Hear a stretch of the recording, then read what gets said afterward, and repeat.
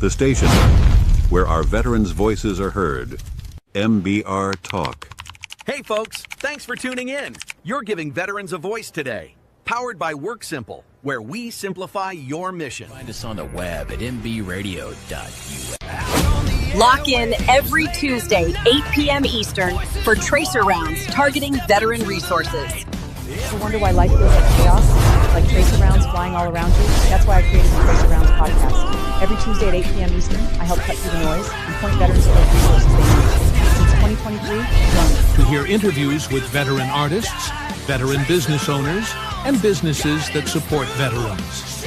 Catch us on Roku, Amazon Fire TV, and MB Radio.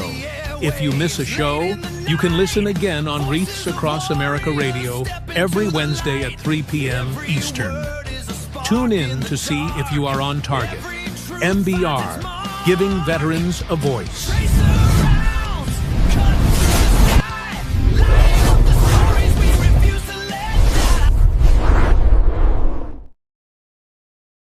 And welcome back to the Tracer Rounds podcast. And I'm Terry, your host. And tonight's voice is to Dr. Chrisanne Gordon. Welcome.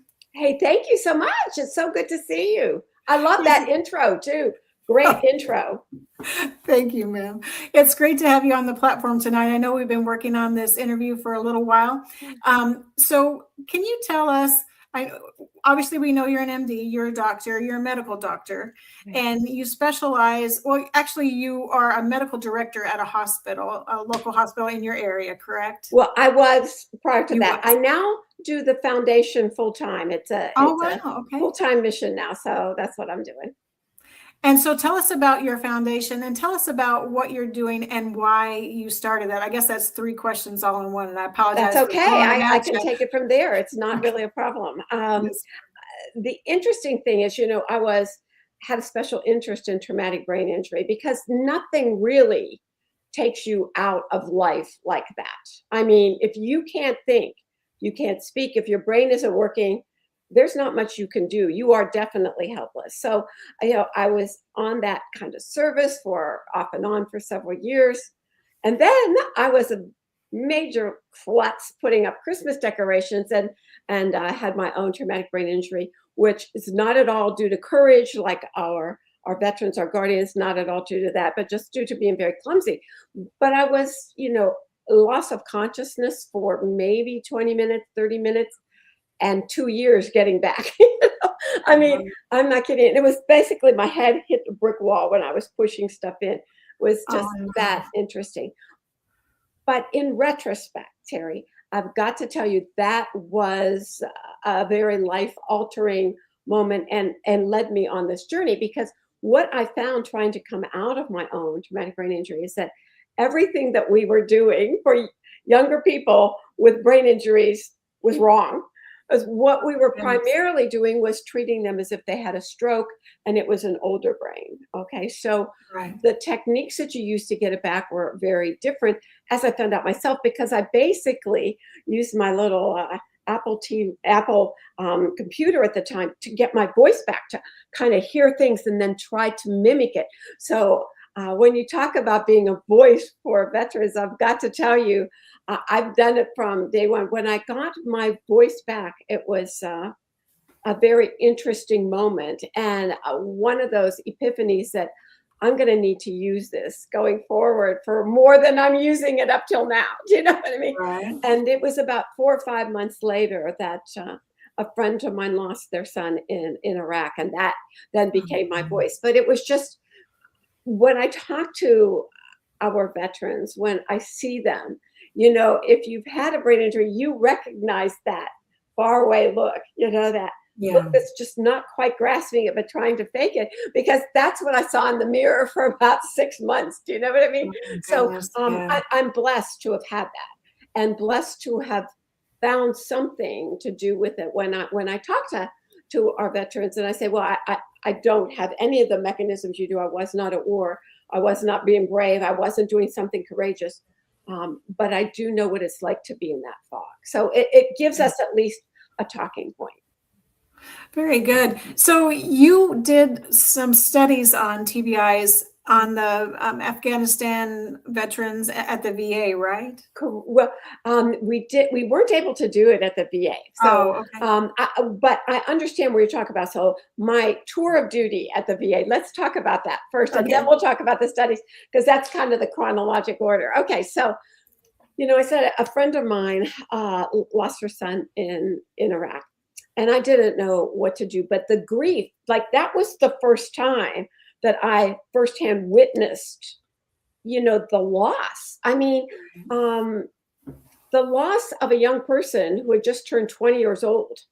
It's not the loss of a life, and every life is worth it, don't get me wrong, but it's a loss of an entire future, of what could have been, and when I noticed that in him, I said, well, I've got to do something to ease their suffering or to make something out of this. So I called up the nearest VA. Now, here's the thing. I don't know if you've tried calling VAs before in the past, but this is the only time that somebody picked it up. Oh, that's amazing. This was back in 2008. Okay. And somebody picked it up on the third ring. And I told them, I had this thing. I'm a physician. I want to do something in Zachary's honor. His name, Zachary McBride was his name, sergeant in the U.S. Army, went into a booby-trapped house, and all of the troops around him, there were actually 7 casualties that day from that. So it was kind of to honor all of them and all of their families. And right away, that lady says, oh, let me put you in line with our director. I'm thinking, oh my golly. So this is exactly how it happened. The director gets on the phone. He goes, Dr. Gordon, a great, very spiritual Filipino physician who was there, thought a lot of veterans. He goes, you are the answer to my prayers. I just finished a novena this morning. And they're like, I don't know what's coming, but I know it's not what I was expecting. And what he was saying, so Terry, that was back in 2008 when they were just starting the 2nd level traumatic brain injury screening. And would I, come to the VA and do those? I go, well, I do know something of your screening, and I do know something of traumatic brain injury, but I can't come work for you because I have a practice, and I work a lot at that practice. But I can volunteer for you if you'll take me as a volunteer for a couple times a month. And somehow we worked that out, and that's what I did. So for a year, a few times a month, I would go in from 7 in the morning till 4 in the afternoon, do the 2nd level traumatic brain injury screenings. And I really want to give a shout out to every single young hero, I call them, I know they hate being called heroes, a veteran who came into my office, because I learned something with every single one of them, something different that happened. So at the end of a year, the VA decided I was diagnosing too many with traumatic brain injury and called me up to my director, who had kind of brought me in, was no longer there, and they brought me in. And I remember this day so well, because there's like 8 Vietnam vets behind me saying, oh, Doc, you're in trouble now. We'll be right outside the door. If you need us, just call, it was something. And they went by my statistics, 85% of the people I'd seen had, the average number, Terry, was 8. I went up as high as one young boy had 32. He was 22 years old with 32 different either blast, RPG, or rocket propelled grenade, or heavy, artillery blast. Wow. It was really something. So I said, I'm just diagnosing the ones that have it. And my results are 85%, which are the same that the Cleveland VA was getting, the Stokes VA, which is really a good VA. Well, no, they were going to have to, get rid of me. And I used a line from Seinfeld, but I don't really work here. And that's what they got. We don't know how to get rid of you. We thought you would just leave. And I said, well, is there anybody on my schedule? Because usually they schedule 3 months ahead. Yeah, and they said, well, yeah, we have, 3 months. I said, well, I'm sticking till the last person you have scheduled is here, because that's on my list now. We have to do that. And I said, and by the way, this is not going to play well for us down the road, because everybody there knew that I was an Irish Catholic, and they fired me on St. Patrick's Day. I mean, that's Oh my what was so goodness. funny. And I sat there and I go, the irony of this, I can't ignore. Do you know what I mean? I can't ignore. Goodness, right. So I took really good notes during those last 3 months and finished up with all of the people I was supposed to see. And then they gave me a little commendation letter and sent me on my way. But what I was able to do, again, I thank them for that opportunity because, first of all, I found so many different things in a VA hospital system than in our civilian systems. And I'd been in rural civilian system and in the heartland and in the teaching hospital. I'd been to all those different venues. But this was so different to me because I'm not used to calling somebody by the last 4 digits of their social security number. Right. Yeah, it's a different world, isn't it? I know it was very, very different. I wasn't used to the kind of, what should I say, military closure. I'm going to tough this up. I don't want to tell you because this may hurt you. You know, if I tell you what really happened to me, this may bother you. And it took me a while to get their confidence to say, you can hit me with anything. You know, I worked in an inner city hospital. I was on the trauma unit. And I wasn't prepared for all of it. Trust me, I really wasn't, because the difference in inner city combat in the 20th and 21st century is different than, you know, combat in Iraq and Afghanistan, which you're like 3-4 centuries. And some of those like places in Afghanistan where our guys are talking about, you're back at a little village culture, you know, and kind of the isolation of all that, realizing that, you know, here's where you were blown up in the middle of nowhere. I have to give a shout out to, you know, all of the medics, all of the corpsmen. I mean, the things that people can do under pressure, particularly young brains, you know, with a lot of adrenaline can do are definitely life-saving. So that was kind of my pathway. And I will say the biggest thing that I learned, Terry, at the VA was this. When I had my traumatic brain injury, I couldn't speak.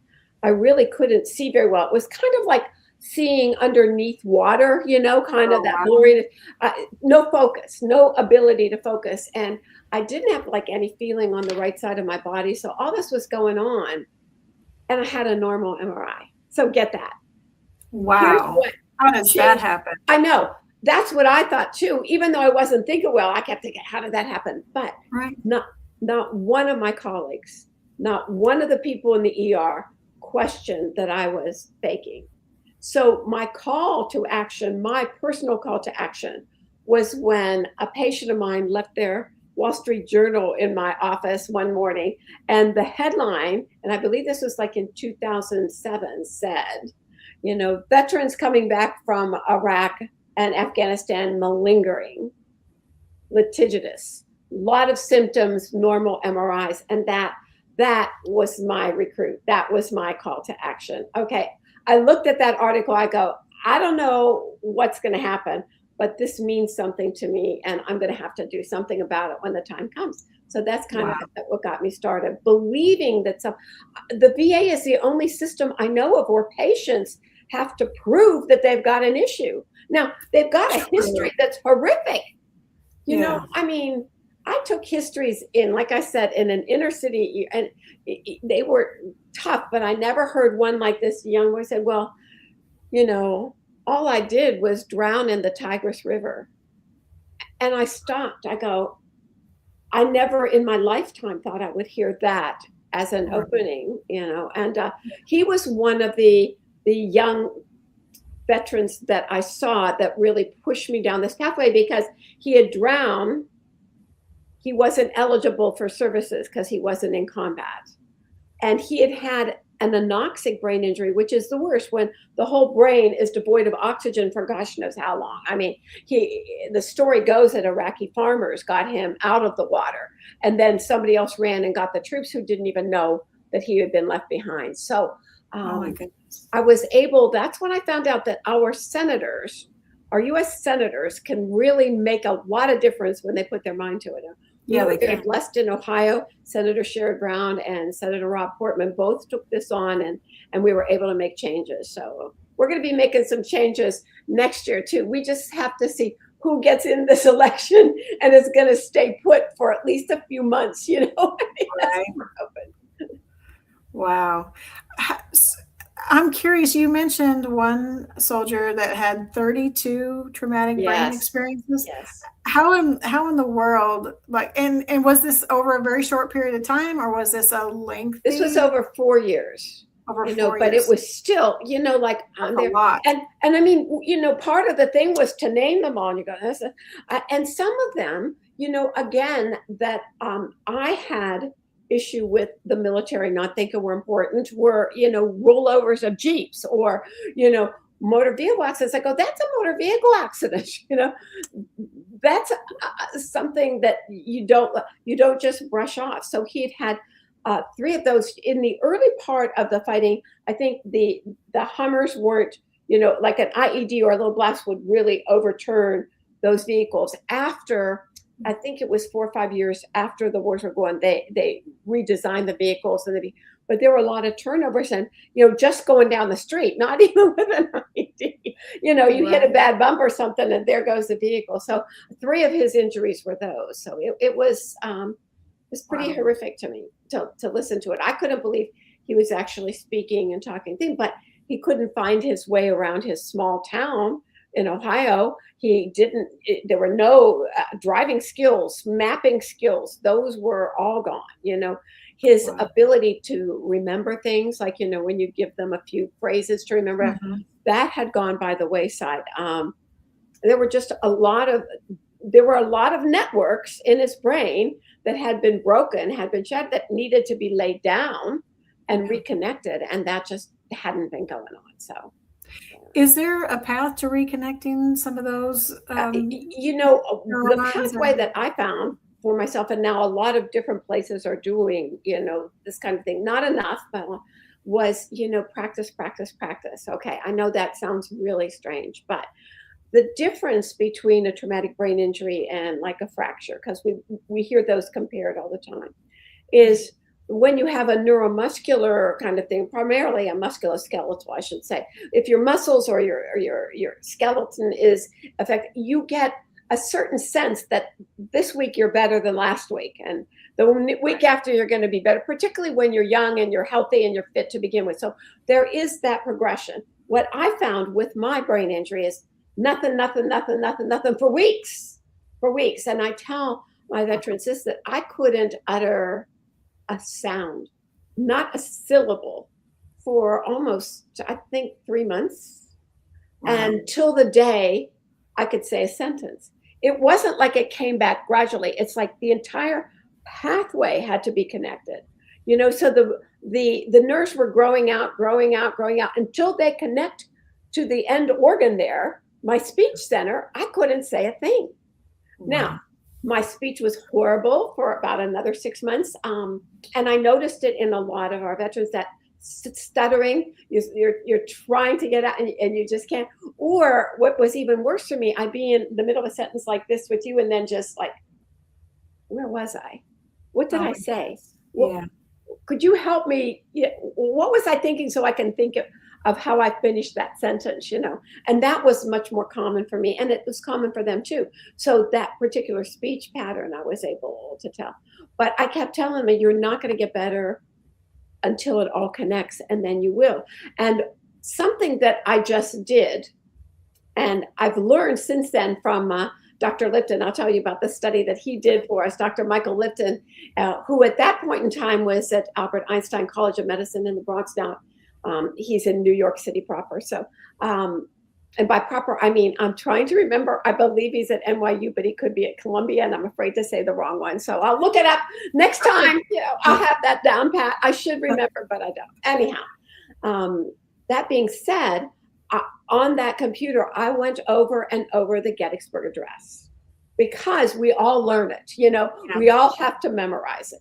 And it was far enough back that, you get your far away memory before your more recent memory in a brain injury, that I thought that I may be able to get some parts of it, and yet when I said my first sentence, I was reading a sentence that I was so happy, and literally it was C spot run.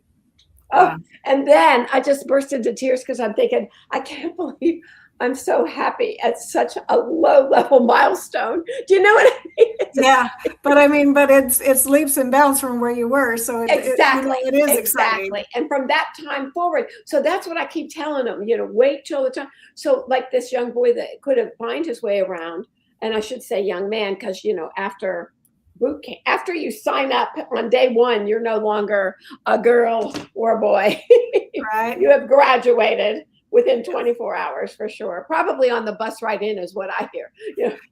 Yeah, it's a truth telling when you get on the ground at wherever basic training site you're at, because you realize you are not at home anymore and you are in a whole different environment, and you better get used to it real quick, or there's going to be a lot of heartache for you coming up.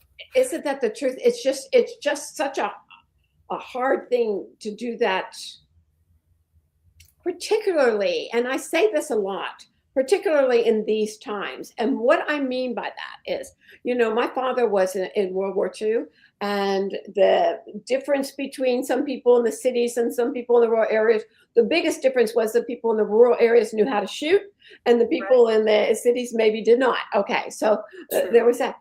But there was a much more level playing field, and everybody went to war. If you didn't go to war over there, you were at war here. You were making things. It was an entire world.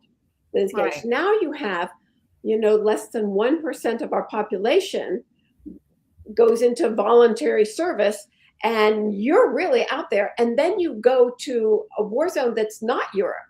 It's not the land of your ancestors. It's not who founded our country. It's an entirely different topography.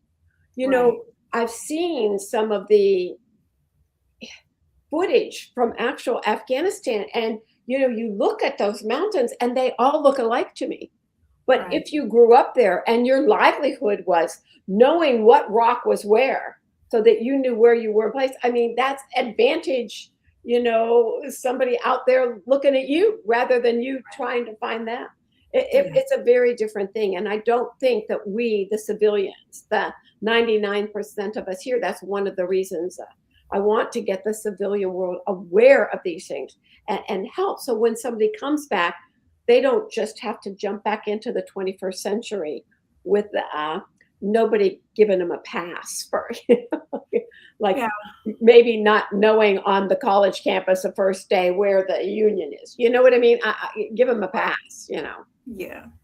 Well, I mean, it is a whole different, it's culture shock coming back. It's culture shock going over there. And then when you come back, it's the same, because you're used to things the way they were over there. You finally kind of got into the rhythm and understanding this is the way life is.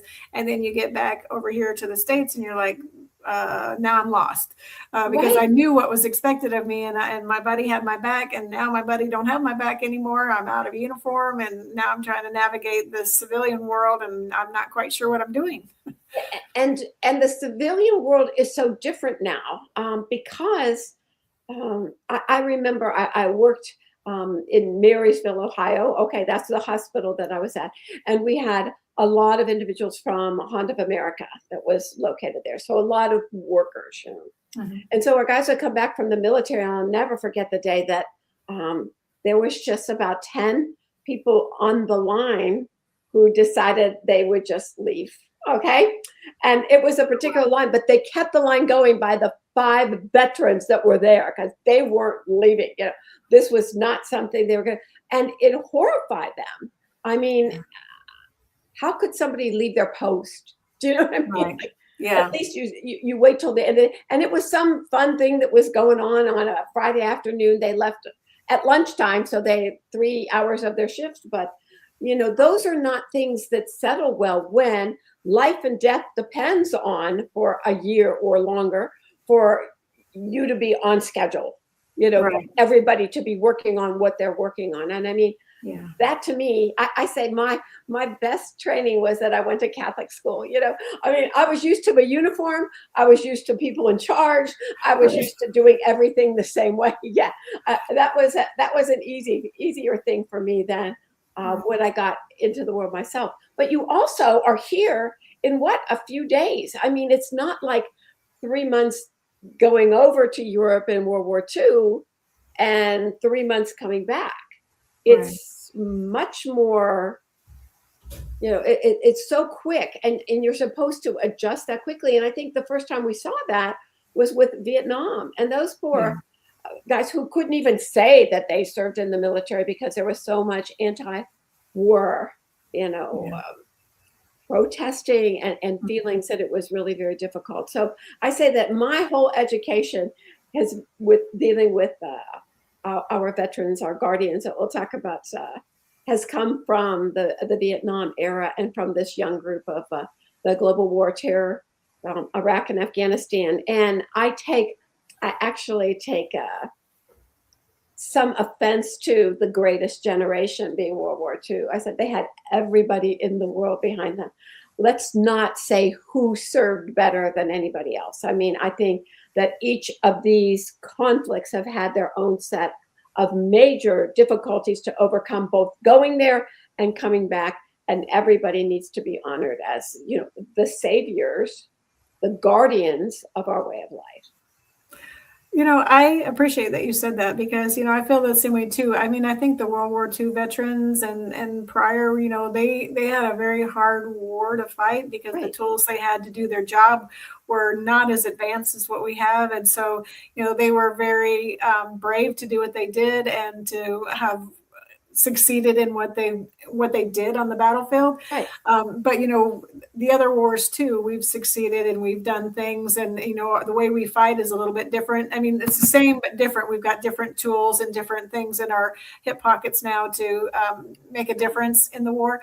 So I mean, we may have had a little easier in our generation as far as the things we had at our disposal to use, the helicopters and the drones and all the rockets and missiles and things that weren't something that World War II would have, or even Vietnam would have, for that matter.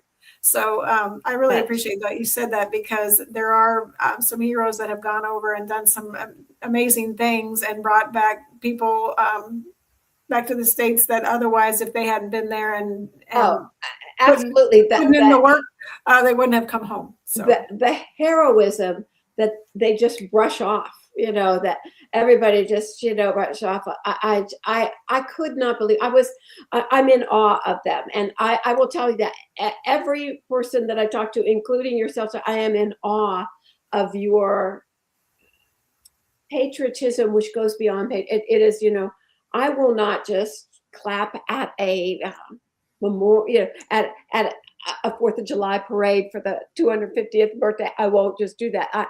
I'm going to volunteer my life for this nation. And that is not happening now. You are the 1% of the country that's doing that. And I applaud you for that. We wouldn't be able to make it without you. And actually, I've learned from dealing with you all that we are like the people who go in everywhere in the world. I mean, there's so many parts of the world where our military is right now, though we don't even know about.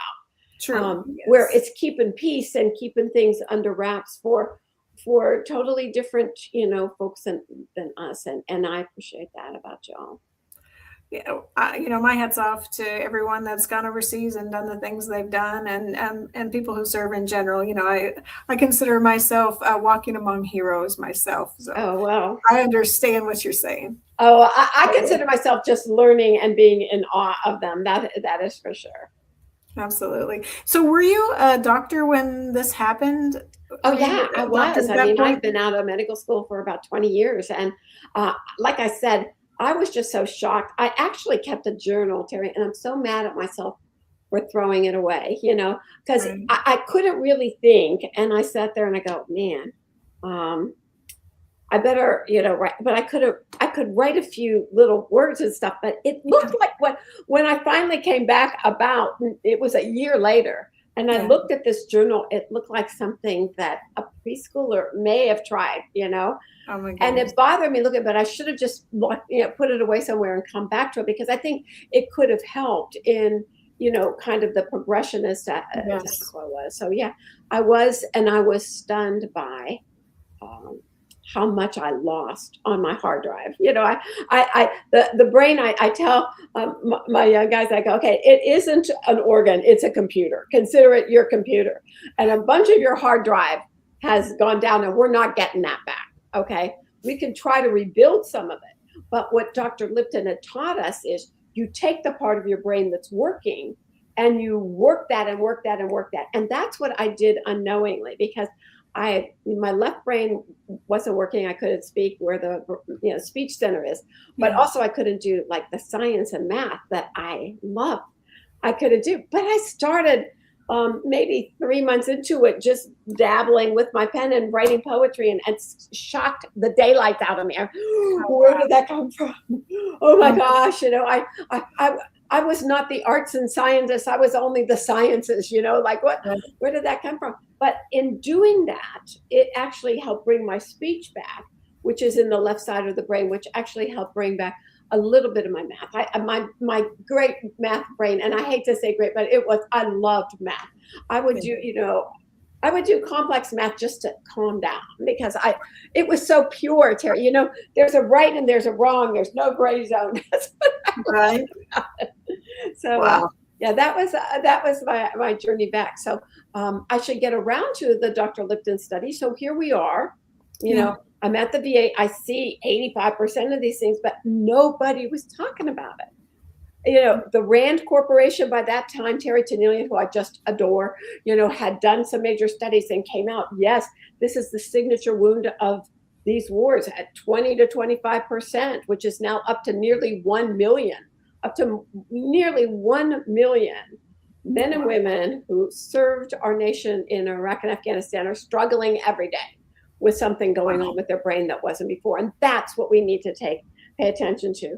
But Dr. Lipton agreed to do a study with the diffusion tensor imaging, the new MRI, the MRI that didn't show just gross abnormalities, but those pathways we were talking about could actually show the rips in the pathways, could actually show what part of the brain had. And I really had to look for somebody, because this is kind of controversial. This is gutsy. I'm saying, I'm going to get you, we could only afford 22 veterans by the time all of our fundraising. And thank you. Shout out to AMVETS Post 26 in Mansfield, Ohio, that did much of the heavy lifting here. We got 22 veterans and their age matched sibling as close as we could, male sibling. These were all males, because the female brain is different and reacts different for sure. So, and got them to Albert Einstein for a battery of studies, including that. And at the end of that study, what Dr. Lipton had proven is that 80% of the brains not only had damage from an IED blast, but in the same 3 areas. Now, so that study was kind of, nobody really wanted to talk about that study.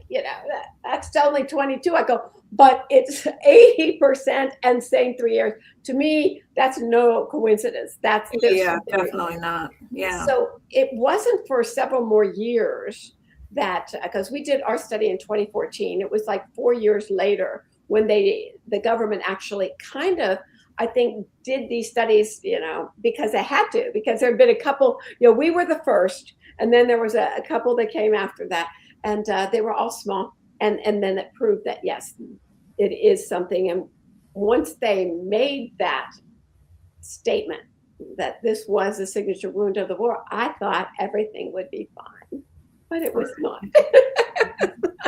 That did not lead to a massive callbacks for, the first 10 years of being gone. That wasn't, no, it was eye-opening to me how slow government processes are, because in the civilian world, particularly in healthcare, you got to be fast at changing, or you lose your patients, you lose your clients. They go elsewhere. They go to the hospital down the street with the next best thing.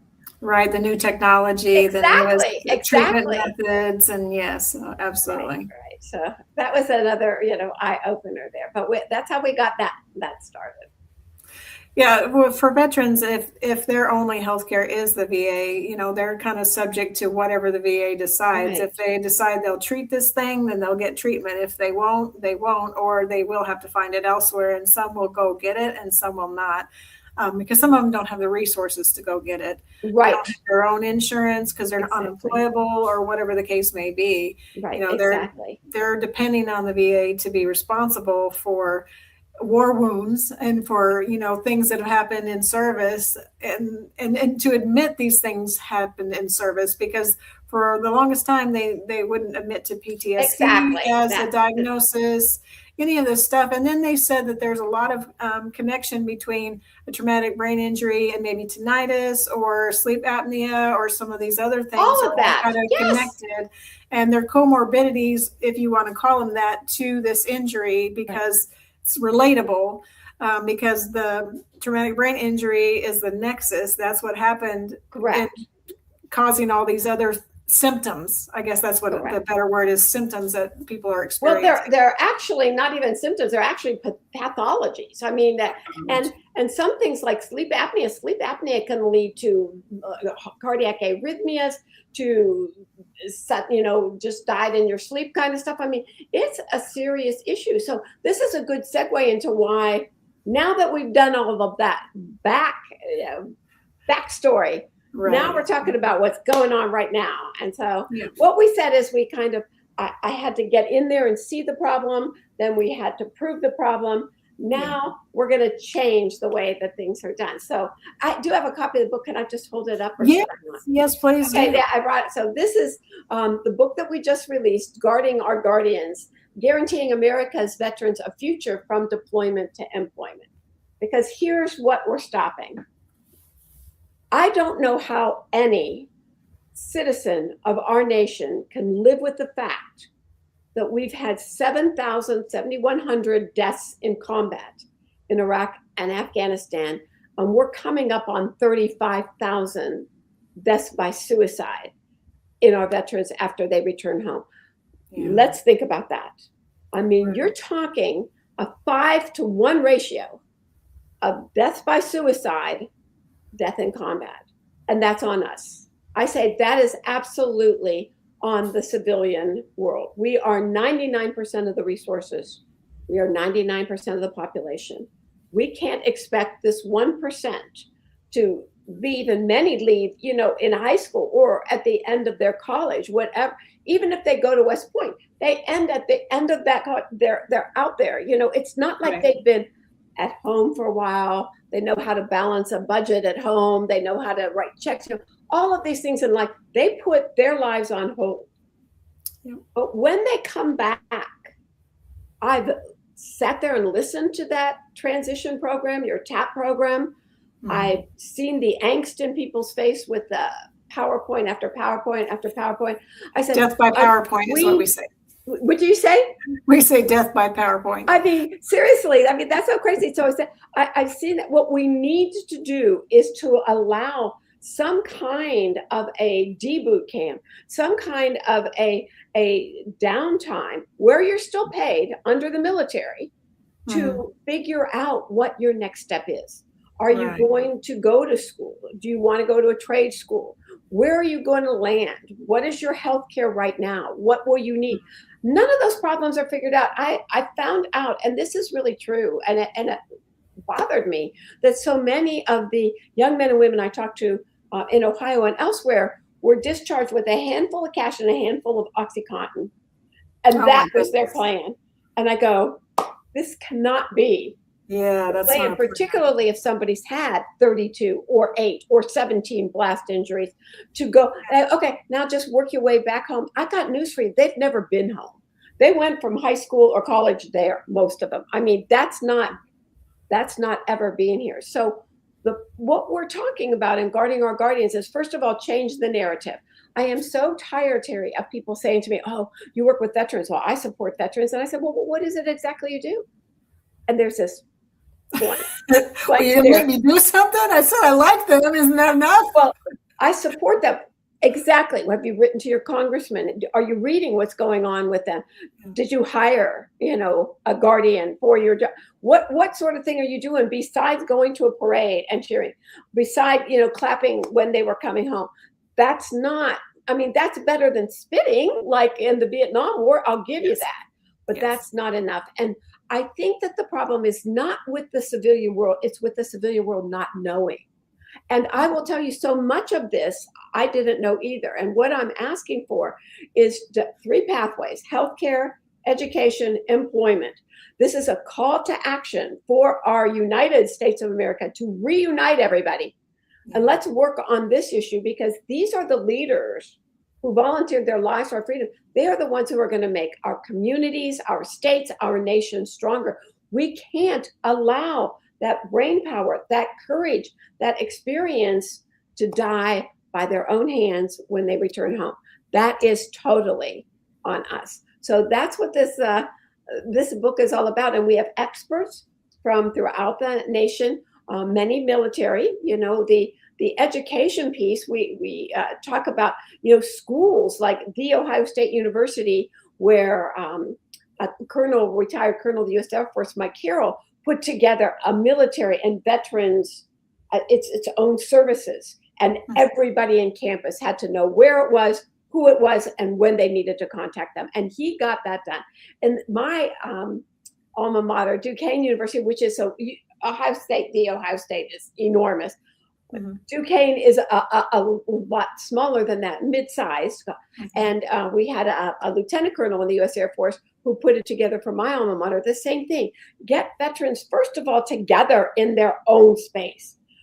Don't have somebody arrive on campus with no space to go, and I mean, people don't mean this to be as cruel as it is, but if you start asking, what was the worst thing you did over there? What did you see? No, you don't say that, you little, teeny bopper who hasn't lived through life and death for a year. You don't get to make that conversation. I'm sorry.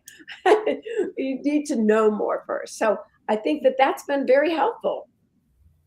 I think that's great that, that they're trying to build a community for veterans, because that is the problem. When people return from service, they lose that connectivity to the people that supported them and had their back. And so when they're out there on their own, they're like, now what? But all the structure they had is very unstructured now. And so you kind of, and especially if you have a traumatic brain injury too, and you're lost in the realm of what's real and what's not, and how my brain is functioning and what I'm able to do and not do. I mean, it really is a loss of a lot of things, and you flounder. And then that's at what point that they're like, well, why am I here? Exactly. Or worse. Why am I here? What's going on? Yes.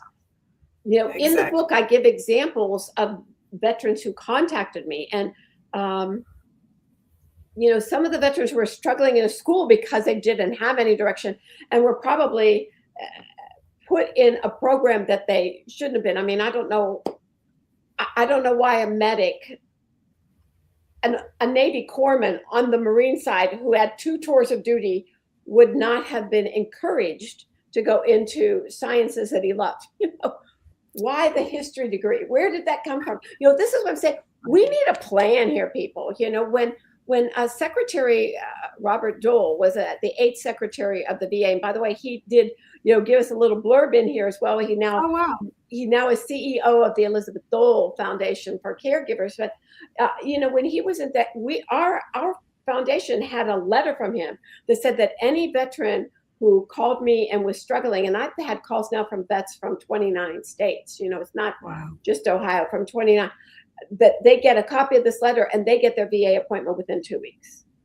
That made all the difference in the world. You're not calling, hang up, call and hang up, call. No, you get that appointment and somebody cares and somebody talks to you. So the healthcare, there has to be a plan for healthcare. We've got 44% of our vets are now in rural areas. There may be a VA, there may not be a VA. There may be nobody there who's ever looked at a traumatic brain injury in their whole career. We need to make those connections before they leave. And lastly, if people are going into employment, we talk about the different employment initiatives. For instance, one in Marysville, in unison with the Honda dealership there, a gentleman by the name of Bruce Daniels developed a training program, put a veteran from Iraq in charge. He was a tanker. Put him in charge of this training program, and it's to train them to work on Honda vehicles. with all of the computer notion, all that. Now, what he does is they don't just come and have to work someplace else and learn here. He pays them $40,000, $50,000, $60,000 to learn through this 2-3 year program. And then if they join on with him and outsource this thing, they are guaranteed an $80,000 a year job. Now, come on. That's the kind of future that somebody who offered their lives for you deserves. Every single one of them should have some pathway when they leave. And we, the civilian world, need to make sure they stay on it. Wow, that's amazing. I mean, I applaud anybody who's putting together those types of programs, and you're putting together this type of program through your resources. So the mission of Resurrecting Lives Foundation is, what we are here to serve the veterans of the global war on terror who struggle with traumatic brain injury. So our first part was awareness. Yeah. Our second part was trying to get some political clout to get a few basic laws written, particularly when it dealt with suicide prevention, mentioned traumatic brain injury. It is a risk factor, huge risk factor. So we were able to get that first. The Jacob Sexton Suicide Prevention Act by Senator Joseph Donnelly included TBI for the first time. So we were able to do that. Now we're going to do this. And I want to mention, because you said you are based in Texas, Texas is already leading the pack. I just got back from Austin, Texas a couple of weeks ago, where we had a Guarding Our Guardians Day at the State House lawn. And Senator Juan Hinojosa, who was a distinguished Marine, 2 tours of duty in Vietnam, at the Vietnam Monument on the State House grounds, we had our Guarding Our Guardians moment, and they already have 2 different pilot programs that they're working on to get bills made for the smooth transition. The all important thing right now is we, the civilian world, call to action, get a smooth transition from military over here to civilian here, because it's going to take all of us, and let these people who are used to leading lead. Right. Give us a job and we'll do it. Yes, it's true. It's true. So why did you call the book Guarding Our Guardians? Oh, okay. So this is it. I got so tired. Like I said, there is a colonel I met at Fort Bragg, Colonel Risted. And Colonel Risted, every time I would say something, he goes, words matter. Words matter, Chrisanne. Right. You choose your words wisely. I go, okie dokie, I learned that from him. And then I started thinking how easily people let veterans just fly off their tongue. Oh, I support veterans. Oh, I love veterans. Oh, veterans. What are they really? I wanted to come up with, what do they stand for? So I'm here in Ohio. I am a Cleveland Guardians fan, for sure. My Cleveland Guardians wear red, white, and blue on their uniforms every single day. And they were renamed from the Indians to the Guardians based on a bridge, bridge in Cleveland, where there is a Native American sculptor on one side and a Native American. So from the time you get on the bridge till the time you're guarded, these are our guardians. And I thought, that's what we're trying to do. We're trying to bridge the civilian world to the military world and vice versa. So there's something to question. You don't have to go through a minefield. You can actually cross a bridge. And we need to have the American people, myself included, I didn't know that, they have to know that without our military, without them coming back as our guardians, we don't have rights. We don't have the freedoms that we all enjoy.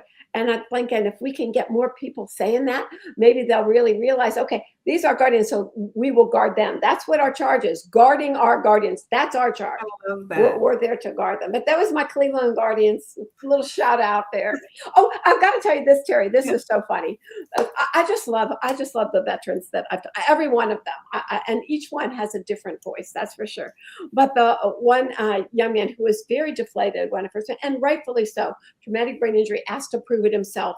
Come on. We're going to end that too. You shouldn't have to prove it. And every person who leaves their military should get a jump drive of their entire medical record to take to wherever they want to take it. That's one of the tenets that we have in here. We've got to do this. But this young kid, I go, listen, I said, you don't know me that well, but I won't give up on you. Trust me. I know this isn't a thing, but we're in this together now. I will not get up. We will get this traumatic brain injury both diagnosed correctly and treated. And he looked at me and goes, I'm beginning to believe that. He goes, why? He goes, well, you're from Ohio and you still cheer for the Guardians and the Browns, so you don't give up easily. And I sat there and I go, you got a point. Right. You got a point. Although I will tell you, I did come to both Super Bowl parades in Dallas for sure. I really loved. I loved Dallas. I came down there first to stuff envelopes for Ross Perot. Oh wow. You're really busy doing all kinds of work. And I don't think anyone could ever say that you aren't involved or engaged if you put your money where your mouth is. I mean, I try. As the saying goes, If we could all do that, we wouldn't have problems to solve, I mean, these are really easy steps. Get a plan. That's an easy step. Everybody should have. You get a plan when you go from kindergarten to first grade, for heaven's sakes, Right. Educational plan. There's something in place. Exactly. You do this, and then you get this, and then this, and this. Right. It's not rocket science. It's not expensive. It's just common sense and caring, compassion, and placing healing and honor together. We want to give you this chance to succeed because you've helped us, avoid the fray for so long. And all of my success, like I said, everything that I owe on the backs of all of the military members who came before, for sure. Wow. So if someone wants to order the book, it would be at the resurrectinglives.org/books is where they can order it there. But the best place is probably Amazon. Although I will say that sometimes they redirect you to another author whose name is Chrisanne, who does sci-fi fiction. I had one poor little guy who got the wrong book. He goes, Dr. Roy, is this really what you meant to write? And I'm thinking he's talking about a book. I go, yes. He goes, did you really mean to write it that way? I go, yeah. He goes, well, I just didn't get it. And he starts talking something about this sci-fi plot. I go, whoa, time out. Wait a minute. That's right. Let me show this again. You can find out how to order it too on our website, resurrectinglives.org. at the books. And we also, like I said, on Amazon is another place. And we are going to be having various events around the nation. Like we had San Diego for California, Austin, Texas for Texas, Texas being the #1 veterans population, California #2.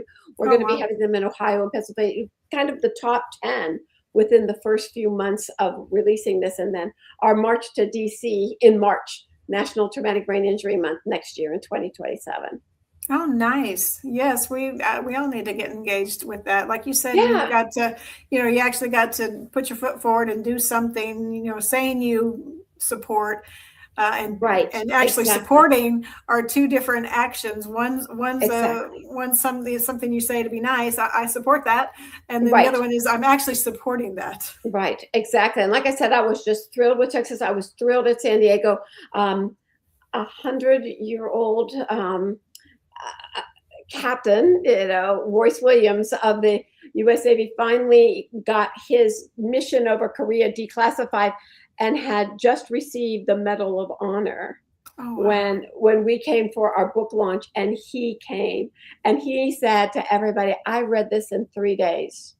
You all need to read it and we all need to do it. And I thought, at 100 years old, this man is there, say, this makes sense. Let's do this. So I told him, I said, the book reviews mean nothing after that. That's the best book review I could have, as you're saying that for sure. So, yes.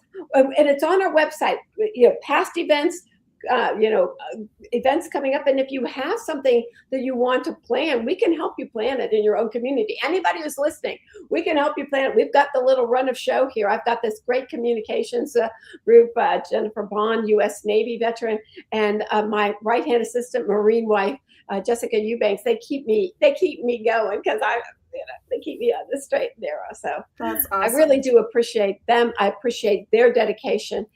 And I appreciate everybody in your listening audience who's going to take this and do something in your community. Take somebody in for their medical appointment.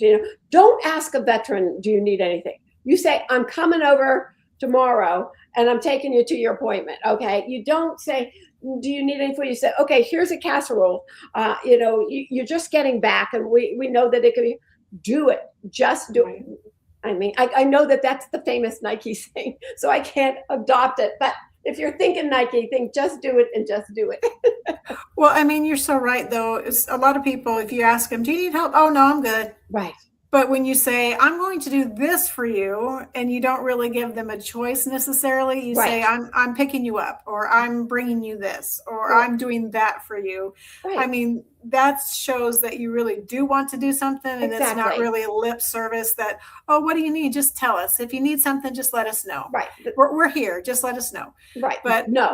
But as a veteran, and other people too, it's not just veterans, but veterans are typically the ones that say, no, I got this. I don't need help. I'm good. Exactly. Exactly.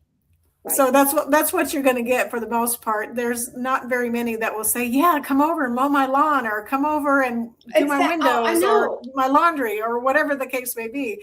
They won't. But if you say, hey, I'm coming over, I'm going to help you with this thing, or I'm going to do this for you because I want to. Call to action. If everybody could do just one thing a month, think of that. If you could do just one thing a month, how great a community you would be, serving. I mean, it would just be amazing, particularly employment. What about they're bringing in new recruits at my company? How about if you come to work with me tomorrow? I'll introduce you to a couple of people. I mean, an employer is lucky to have a veteran who is used to a schedule, who has such training. Just ask them, what did you do in the military? Because some of these logistics and the corpsmen, and I mean, these things are feats of the gods. I call it feats of the Titans.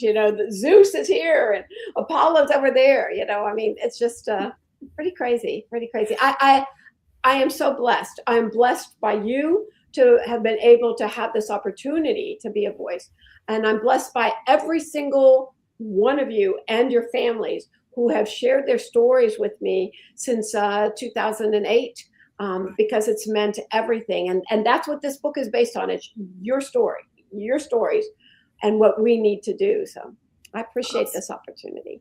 Absolutely. So how can somebody get engaged with your foundation and help support you? What do you need? Or what we would really love, seriously, is to begin having communities take on this particular call to action. Okay, so if you've got our website up there, there's places where you can leave us a message. You can see what events are there. We have podcasts, brainstorms podcasts, because of those storms in your brain. If you want to be on one of those podcasts, you've got a story to tell, let us know. Get engaged with us, and we will get you things to be engaged with. So, particularly, again, if we go California, Texas, Ohio, Pennsylvania, New York, Florida, you get those states, you've got, over a third of the veterans in the nation. Let's get it in those states and get your legislations working. Texas, like I said, is already doing it. And let's get this movement started. We've got plenty of ways. We've got ways. If you're done with the book, take it to your library. Tell the library what this is like, or your school, or your university. Let's get that word out there. When I first started working on this, I had a documentary that I filmed, and the first thing that I saw was a quote by Margaret Mead, and it was at Santa Monica Beach, where they put a reenactment of Arlington Cemetery in the beginning of work. And it said, never doubt that a small group of committed citizens can change the world. Indeed, it is the only thing that ever has. Let's change it. 250 years of not taking care of those who guard us properly. Next 250 is going to be a different story, for sure. I love that. That's a good note to end the show. And I really do appreciate you being on. And I've really learned a whole lot. And I think others have too. And I will definitely be ordering the book and seeing what we can do about getting something started. Yes. In whatever areas that we're in. But I really do appreciate all you do for veterans and all you've done for veterans, and really educating the public, because it comes down to really education. Right. And it's education. Really doing that, and really appreciate it. And I really also appreciate that you acknowledge people's injury and they're not having to prove it to you. No. You're seeing that's the why signs I went to and you're school. seeing that. Yeah. So, I mean, I appreciate that people aren't having to work for that acknowledgement. Yes, I was injured. Yes, I was hurt. Yes, I have these things going on. And yes, I do need help. Yeah. So I appreciate that you're doing that, because it's a weight off your back knowing that someone believes you. It's true. Isn't that true? For sure. For sure. So Tim Hendricks is saying, hi, Terry. Hi, Chrisanne. Great show. Yeah. He's nice to meet you. From Florida. Oh, see, the number 3 state veterans. Get an event in your area. We'll help you with that. Sounds good. All right. Well, I appreciate the time you spent with us tonight for the audience, and I appreciate the time you gave me tonight, Dr. Gordon, and all you've given us as far as information on how we can get involved and engaged. And we will definitely be looking at that book. Thank you so much. You take care now. Thank you for what you've done. Oh, thank you, ma'am. This is Trace Around signing off. Hi, I'm Beaker with Military Broadcast Radio TV. We're your virtual MWR, bringing veterans radio, podcasts, gaming, animation, 3D printing, and a community that never leaves you behind. Download our Roku or mobile app today. Wisdom to share if you listen this week, so pull up a chair and stay for a spell. We're heading down a trail where good stories dwell.